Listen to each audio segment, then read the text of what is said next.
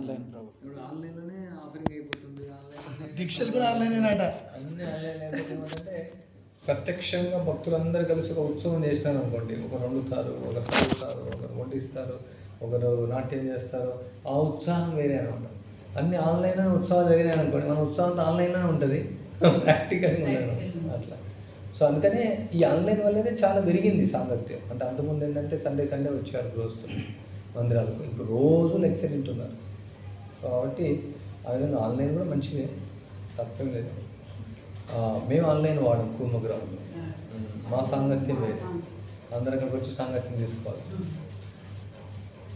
ఇక నగరాల్లో ఉండి ఉద్యోగాలు చేసేవాళ్ళు కాబట్టి తప్పదు. కాబట్టి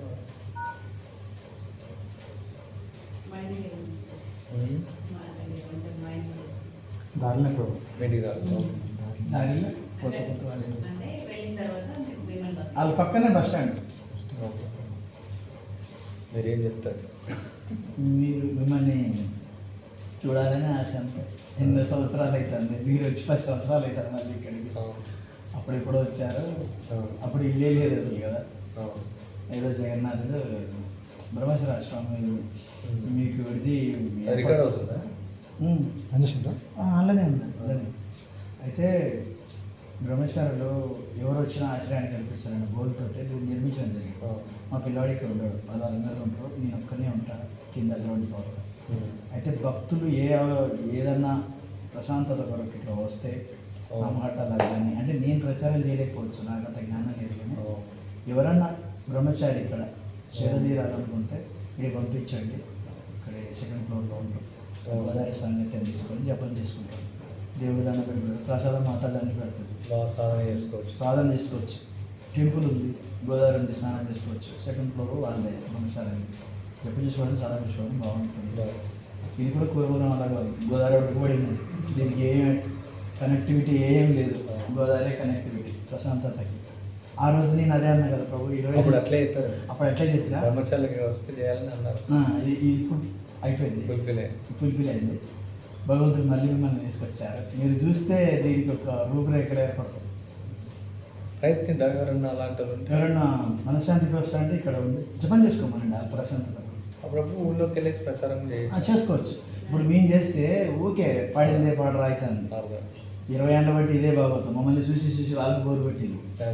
అది కొత్త వ్యక్తి నగర సంకీర్తన పోతే అది వేరే ఉంటుంది. ఇప్పుడు కొత్త వాళ్ళు కొన్ని ఇంట్రెస్ట్ పెడుతున్నారు ఈ మధ్య, కొత్త వాళ్ళు ఈ సతీష్ అని వెళ్ళడానికి కొత్త సార్లు వాళ్ళు కొంచెం ముందుకు వస్తున్నారు.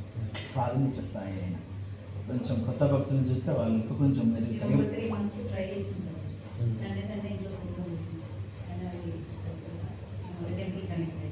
మీరు ప్రోగ్రామ్ కంటే ఇంటింటికి వెళ్ళండి జనాలతో. అంటే రూపకోత్సవం, సనాతనోత్సవం ఏం చేస్తారు, వాళ్ళు వెళ్ళేసి ఎలా ఉన్నారు మీరు, మీ పిల్లలు ఎలా ఉన్నారు అంటే. గ్రామ ప్రచారం వేరే, సిటీ ప్రచారం వేరే. గ్రామాల్లో ఏంటంటే జనాలతో మనం రిలేషన్షిప్ ఎస్టాబ్లిష్ చేసుకోవాలి. నా యొక్క సజెషన్, మీ ఊళ్ళో కాకుండా పక్క ఊళ్ళో కూడా వెళ్ళేసి రోజు మీకు టైం ఉంటే వారం ఒక్కరోజు మీరు ఒకవేళ ప్రచారం ఏమో కావాలంటే నగర సంకీర్తనం చేయొచ్చు. బట్ నగర సంకీర్తన కంటే ఎక్కువ ఊరికి అట్లా వెళ్ళేసి జస్ట్ వాళ్ళతో మాట్లాడి కొన్ని చిన్న బుక్స్ తీసుకెళ్ళి ఒక చిన్న పుస్తకం తీసుకోండి, చదవండి. మీరు ఎలా ఉన్నారు, ఆనందంగా ఉన్నారా, మీ పిల్లలు ఎలా ఉన్నారు. చాలా వరకు ఊళ్ళల్లో పిల్లలంతా హైదరాబాద్ వెళ్ళిపోయారు. సో మీరు ఈ సమయంలో భగవంతుని నామస్మరణ చేయండి. సో అట్లా రోజు ఒకసారి, అట్లా వారానికి ఒకసారి అలా కలిసి ప్రసాదం ఇచ్చేసి, అంటే పర్సన్ టు పర్సన్ టచ్ చాలా ముఖ్యం అనమాట. అంటే సండే ప్రోగ్రామ్ అనేది సిటీలో వర్క్ అవుతుంది, ఎందుకంటే జనాలు వాట్సాప్ చూస్తారు, ఒకే ప్రోగ్రామ్ ఉందని వెళ్తారు. ఈ ఊళ్ళలో ప్రోగ్రాంకి రారు వాళ్ళు. చెప్పాను మా ఊరు కూడా గౌరాయిపల్లిలో అప్పుడు ఫస్ట్లో అయిన భక్తులే అంతే, మరి కొత్తగా జాయిన్ అవ్వాలి. మామూలుగా 25 సంవత్సరాల ముందు వదిలేసాం, మేము అంతా కలిసి చేసేవాళ్ళం. మళ్ళీ అదే టీం ఉంది కొత్తగా, మళ్ళీ వేరే ఊళ్ళలో వెళ్తే అవుతుంటారు అట్లా. ఒకటి ఏంటంటే ఉన్న ఊళ్ళో వాళ్ళకి కొంచెం విలువ తక్కువ ఉంటుంది, కానీ మీ ఫ్రెండ్స్ ద్వారా, రిలేటివ్స్ ద్వారా స్లోగా వాళ్ళకి ఆన్లైన్ కనెక్ట్ చేయడం, ఆన్లైన్లో లెక్చర్ ఇవ్వమని చెప్పడం, వాళ్ళ ఫోన్ తీసుకొని యూట్యూబ్లో సబ్స్క్రైబ్ చేయించడం. ఫస్ట్ 6 years నన్ను పిచ్చోడు అన్నారు, అలా అంటారు. అక్కడ నుంచి వచ్చుడే సైకిల్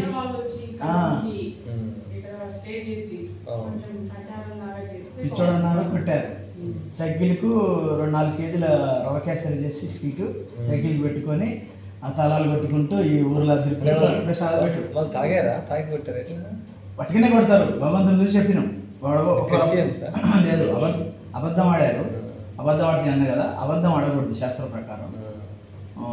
పిల్లలుంటే ఆయుష్ క్షీణం అని శాస్త్రాలు చెప్తానంటే, నాకు ఆయుష్ క్షీణం అంటావా, మా పిల్లల ఆయుష్ క్షీణం అంటావా అని ఈ చిన్న పాయింట్ బేస్ చేసి కొట్టారు. అబద్ధం ఆడితే తల్లిదండ్రులు పిల్లల ఆయుష్ క్షీణిస్తుంది అని చిన్న పాయింట్ చెప్తే వాళ్ళు కొట్టారు. ఇక అప్పటి నుంచి అంటే మనం అది రీసెంట్ జరిగింది. ఫస్ట్ 6 years మాత్రం లక్ష్మీపతి ప్రభు నాకేం చెప్పారంటే, నువ్వు ఎక్కడున్నావు 6 గ్రామాలకి నగర సంకీర్తన చేయమని చెప్పారు వచ్చేటప్పుడు. ఈ ఊరు లంబడిగూడెం, రామనగరం, ఈటూరు నగరం, మనం వచ్చిన మంగపేట, మల్లూరు, కమలాపురం, ఈ 6 గ్రామాల దత్తత తీసుకొని సైకిల్ మీద పోయి నగర సంకీర్తన చేసి అందరికీ రవ కేసరి ప్రసాదం పెట్టేది. పెడితే ఈ ఊరు మరీ లోకల్ కదా, డైరెక్ట్ పిచ్చోడే అన్నారు. ఏగా ఇక్కడ పిచ్చోడు వరుతూనే ఉంటాడు అనేది వీళ్ళందరూ. ఆ పిచ్చోడు అన్నలు అక్కడే ఉన్నారు, ఏ మాత్రం ముందుకు రాలేదు. కొద్దిగా విన్నవాళ్ళు భక్తులు అయ్యారు అంతే. వీళ్ళ ఫ్యామిలీ ఒకటి, వీళ్ళ నాన్న బాగినేది అక్కడి నుంచి ముందుకు వచ్చింది. ఇక పిచ్చోడు అన్నలు అక్కడే ఉన్నారు. నేను కూడా వీళ్ళని డిస్టర్బ్ చేద్దాను అనుకున్నాను. భగవద్గీతలు ఉంది కదా, విశ్వాసం లేని వానికి భగవన్ మహిమని గురించి ఉపన్యాసించదు, ఇంకా వాళ్ళని ఇబ్బంది పెట్టదు, వాళ్ళ బతుకులు వాళ్ళు బతుకుని. ఒక 12 సంవత్సరాలు చాలా కష్టపడ్డారు. ఒంటరి పోరాడు, సహకారం లేదు, డబ్బులు లేవు, ఇల్లు లేదు, చిన్న పెంకుటిల్లు. రాధా వల్లభదాస్ వచ్చి బాధపడ్డాడు, ప్రభు ఇదే నన్ను ఇల్లని, చిన్న పెంకుటిల్లు అక్కడ ఉండే అరవడు. అలాంటి లేదు కొడుకు చిన్న పిల్లగాడు, ఇది తింటానికి లేదు, అమ్మ తను కూలి పోయేది, 50 రూపాయల కూలి వచ్చింది తినుకుంటూ. ఈ పిచ్చిగా అందరికీ ప్రచారం చేస్తే వైద్యం రావాలి, నన్ను పిచ్చోడన్న తను సూది కూడా ఎవరు ఎంచుకోలేదు. నష్టపోయిన నేను ఈ స్థానంలోకి వచ్చి, అంటే భౌతికంగా. కానీ ఏ భగవంతుని ఆశ్రయించి, ఏ భక్తిని ఆశ్రయించి నేను భౌతికంగా నష్టపోయినా, ఈరోజు నేను బాధ్యతగా చేసినా కూడా నేను ఈ బిల్డింగ్ కట్టకపోదు. కానీ భగవంతుడు మళ్ళీ ఆ స్టాండ్ నెగ్లెక్ట్ చేసి తిరిగేది.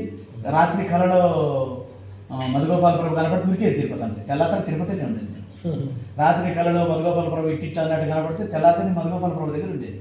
నైట్ ఎక్కేది, టికెట్లే రైలుకి పోలేదు. ఇంకా హాస్పిటల్ ఏం నడుతుంది. ఇక నేను తిరిగే పిచ్చి తిరుగులకు నా మాత కూలిగా బతికి పిల్లగాని చదువుకున్నాను. ఇస్కాన్ ఆశ్రయించి అందరూ బాగుపడితే, ఇస్కాన్ ఆశ్రయించి నేను ప్రాణాన్ని కాపాడబడ్డది కానీ భౌతికంగా చెడిపోతే దానికి 3 అంతలు ఇచ్చాడు భగవంతుడు. పట్టుకోవడానికి కూడా నా తెదడుసుడు. ఆయన తీసుకుంటే మనం పట్టలేము, ఆయన ఇస్తే 10 చేతులతో ఇస్తే పట్టలేము అన్నట్టు. తర్వాత నేను ఇక ఏం చేయాలని తర్వాత అందరూ బాగుపడిపోయారు, నేను చెడిపోయాను. ప్రాణం అయితే బతికింది, నేను పోయింది అయితే ప్రాణాన్ని కాపాడుకోవడానికి అనేసి బాధపడ్డా. చిన్న ఐడియా వచ్చింది, అరే ఉన్న ఒక 50,000 ఎల్ఐసి వస్తే ఎల్ఐసిని ఫైనాన్స్లో పెట్టినా, గిరిగిరి చిట్టీలు పెట్టినా, చిట్టీలు బిల్లిగే కట్టినా. లాస్ట్కి ఆ చిట్టీల వ్యాపారం చేసి కట్టేసి ఒక్కటే 50,000 స్టార్టింగ్ పెట్టుబడి. ఇంకా ఏం ఆశ్రయం లేదు, ఏం లేదు ఆధారం. చిన్న పెంకుటిల్లు, ఫండ్ కింద పడే పరిస్థితి. అందరు పిచ్చోడు అంటున్నారు, వైద్యం నడవట్లేదు. పిచ్చోడు అయిపోయారండి. ఈరోజు అందరూ భక్తిని, అంటే భక్తి అభివృద్ధి చెందినాక భక్తిని ప్రచారం చేయడం ఈజీ, కానీ స్టార్టింగ్లో ప్రచారం చేయడం ఎంత కష్టం, అది ఎంత టఫ్ ఉంటుంది. మనమే మొదలు పెడితే ఇక 100 మంది భక్తులైనాక అప్పుడు ఈజీగానే ఉంటుంది. నేను భక్తి ప్రచారం చేసేటప్పుడు బెర్రె చచ్చిపోతే వీడి వల్లనే చచ్చిపోయిందని కొట్టేది, మేక చచ్చిపోతే వీడియో ప్రజెంట్ వీడిని కొట్టేది. నేను మంత్రకాన్ని, ఇక్కడ నేను మంత్రకాన్ని.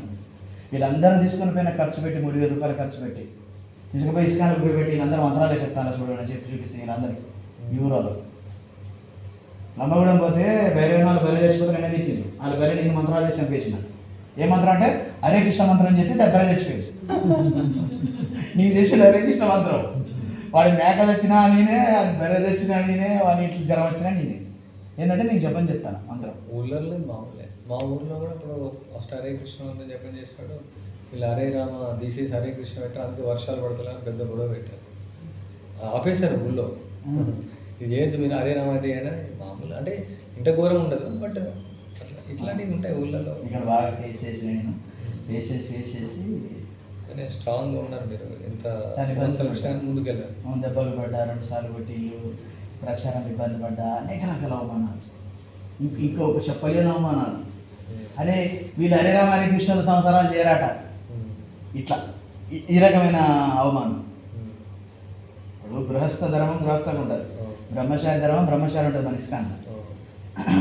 ఇప్పుడు ఇక్కడ ఎట్లా పుకాట వచ్చిందంటే హరే రామ హరే కృష్ణ సంవత్సరాలు చేయరు, వీళ్ళు ఏదో పనికిరాను చేతగాను ఎవరు ఉంటారు ఎక్కువ? వీళ్ళంతా వీళ్ళు ట్రైబల్స్ అని ఎవరు ఉంటారు? Tribals. ఇక్కడ అంతా గోడ బెస్తా వాళ్ళ.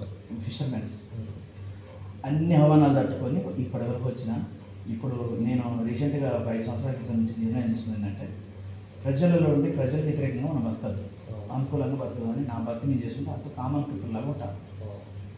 నేనేం చేస్తానో తెలియదు, నేనేం చేస్తలేనో తెలియదు, అంత కామన్ అరే మనోడే అనేటట్టే ఉంటాను. ప్రచారం లేదు ఏం లేదు. అలాగే ఇప్పుడు ఎటగో మారారు, అయిపోయింది వ్యాలిడిటీ. జీవితకాలం ఉడకబెడితే ఉడుకుద్దా, గింజలు పొయ్యి మీద వేసి ఇంటికి పెట్టినే ఉడకాలి, అది ఉడకలేదంటే అది ఫెయిల్.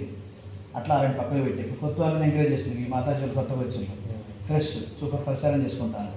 వాళ్ళకి ఫుల్గా మీరు వచ్చినట్టు అలా అందుకే పిలిచిన. ఎందుకంటే ఇప్పుడు వాళ్ళే లీడర్స్, ప్రచార లీడర్స్ వాళ్ళు. దాన్నిటికి ముందు వాళ్ళే ఉండాలి. ఇక నేను నాది అయిపోయింది, నా వ్యాలిడిటీ అయితే నేను ఓన్లీ ఇక్కడ కూర్చొని జపం చేసుకోవటం. ప్లస్ లేదు మైనస్ లేదు, న్యూట్రల్ అయిపోయాను నేను ఈ దెబ్బకు, ప్రజలు కొట్టిన దెబ్బకు. ఇంకా ఉన్నంతకాలం ఉండటం, లేకపోతే ఏదో ఒక ఆశ్రమానికి పోవటం. మాతాజీ 4 రోజులు ఉంటా, మాతాజీ లేకపోతే ఇక నేను ఇక్కడ చూసిందే లేదు. మా అబ్బాయి సెటిల్ అయిపోయినట్టు ఏదో ఒక ఆశ్రమం పోవడం, పూర్వ గ్రామం ఏ నంద గ్రామం పోవటం, ఇంకంతే. ఇంక అట్లే డిసైడ్ అయ్యి ఉన్నా. మంచిగా. నేను ఇంకేం చెప్తాను, ఇంక చెప్పిన వాళ్ళు చెప్పి వీళ్ళు దెబ్బలు తింటే అది కరెక్ట్ కాదు కదా. ఇంక వీళ్ళు బాగుపడరు, అయిపోయింది టైం. ఇంకేదో 100 మంది బాగుపడతారు, ఈ కష్టం మీద ఆడబడతారు. నేను తిరుపతిలో తీసుకుని 1 year ప్రచారానికి పెట్టినప్పుడు మీకు తెలిసిందనుకుంటా, ఈ చిత్తూరు జిల్లాలో మనం పుట్పర్లో 16,000 మందికి స్కూల్ పిల్లలకు అన్నదానం పెట్టి స్టార్ట్ చేశారు కదా మధ్యాహ్న భోజన పథకం. దాంట్లో వీళ్ళు వెళ్ళాలేమో. మాకేం లేదు, మళ్ళీ టైం ఎంత కూడా? 2:30 అయింది, సరే. మళ్ళీ లేట్ అవుతుందని. ప్లాన్ చేద్దాం, మరి ఎట్లా చేద్దాం ఏంటి. మాతాజీ మీ ఇంటికి తీసుకుపోతారా ఇక్కడ నుంచి? లేకపోతే బస్సు? మీరు వస్తారా గోవింద ప్రభు? మీరు రారా? నేను ఇంక మళ్ళీ నేను కార్లు జాగాడు ఉంటుంది. ఉంటుంది. మీరు తీసుకెళ్ళి ప్రభుని బస్ ఎక్కియండి, లగేజ్ అనుకుంటుంది కార్లో. మీరు మళ్ళీ కార్కు నేను సరిపోను, జాగా సరిపోను. మళ్ళీ మీరు రావడానికి ఏముంటుంది, బండి వేసుకొని రావచ్చు కదా. సరే బండి వేసుకొని వస్తా. ప్రభు మీరు ఎన్ని గంటలకు బస్ ఎక్కియాలి మిమ్మల్ని? 4 వరకు అయితే. 4 టైం 2:30. 4:30 అయినా పర్లేదు. మీ ఇంటికాడకు వచ్చేపు క్లాస్ చూపిస్తారా, సేవ చేసుకుంటారా? సరే రండి మీరు కూడా. బండి వేసుకొని వస్తారు, కార్లో జాగా చేస్తారు. మీరు కార్లో వెళ్ళండి, నేను బ్యాగ్లో ఎందుకు మీరు ప్రభు మీరు మనం అందరం సరిపోతాం. ఆ ప్రభుని తీసుకొని మీరు బండి మీద రండి. మరి కారులో ప్రభుజీ మీరు ఇద్దరు వెనకాల కూర్చుంటే ప్రభు ముందు ప్రభు ముందర కూర్చుంటారు. కూర్చుంటారు. బ్యాగ్ వెనకాల పెట్టుకోండి, నేను ప్రభుని ఎక్కించుకొని బండి వస్తాను. ఓకే సరిపోతుంది, అట్లయితే ఇలా బాగుంటుంది. చేద్దాం. సరే. హరే కృష్ణ. హరే కృష్ణ హరే కృష్ణ. ప్రభుజీ